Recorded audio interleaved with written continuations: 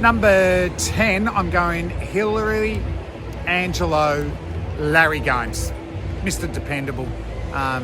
Scored 400s against Australia, averaged 844 runs against great attacks. Dennis Lilly, Terry Alderman, Jeff Thompson, Jeff Lawson, Rodney Hogg.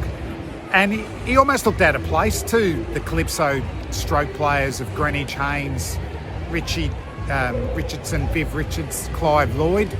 But he was so dependable. As I said, not a lot of flamboyance. He was just a hard man to get out, just whipping him through the leg side with that closed grip, opening up the face, running it down to third man. A brave man too. I saw him get hit in the head a couple of times. Rodney Hogg, Rumesh Ratnayaka, the Sri Lankan, quick and just kept batting, kept scoring runs. So number 10, Larry Gomes. Hundreds virtually everywhere in Australia too. So great player. Number 9, I'm going the South African great Callis. 1,254 runs at 55, 300s, 2 series wins as well. Just a classical batsman. Good on front foot, good on back foot, good onside shots, good offside shots.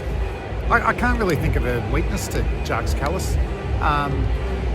The only thing is, often he played the backbone of the South African innings, probably to a great degree. So he's a very unselfish player, while some of the stroke players could play their shots.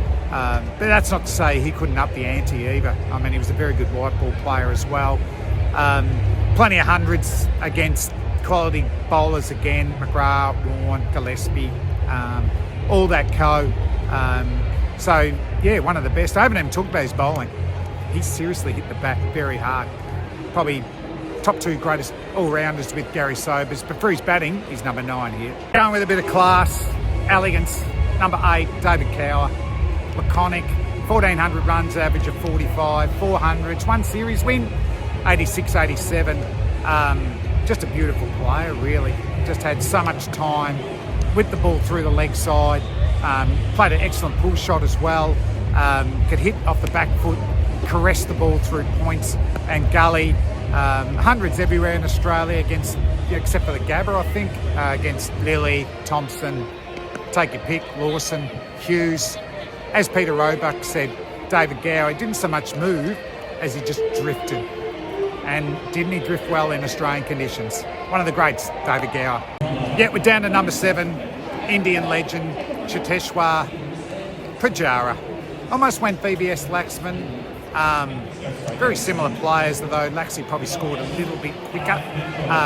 In this modern day and age of T20 cricket, Pujara just batted his way and he just wore the Australian bowlers down. In that famous series, I think he faced nearly 1,300 balls in 4 tests, 300s, Series 1. He was absolutely brilliant. And I just think the way that he played spinners, he loved coming down the pitch to Nathan Lyon to try and cover drive. So that was a great battle, Nathan Lyon versus Pujara. And even in the second series that he won, his last series, he didn't score 100, but a couple of 50s in a draw at the SCG was important. A 50 at the Gabba where they won with the third 11. I think the wall mark too.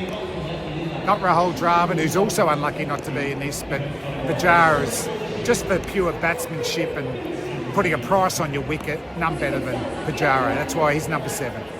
And we're going for number 6, and it's Martin Crowe from New Zealand, the Kiwi legend. Average 67, I think, with the bat. Couple of series. Made 188 in his first bat in Australia, that famous test match that they won at the Gabba where Sir Richard Hadley took 15 wickets. Almost the perfect batsman. If I went to a young kid and said,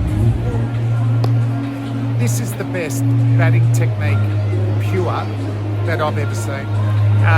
He gave himself a good chance to play the full ball, the short ball, good against pace, good against spin. Wajid Akram says the best batsman that he bowled to. He was the guy that handled reverse swing well because he played so late. So very successful player, very classy player. So number 6, Martin Crowe.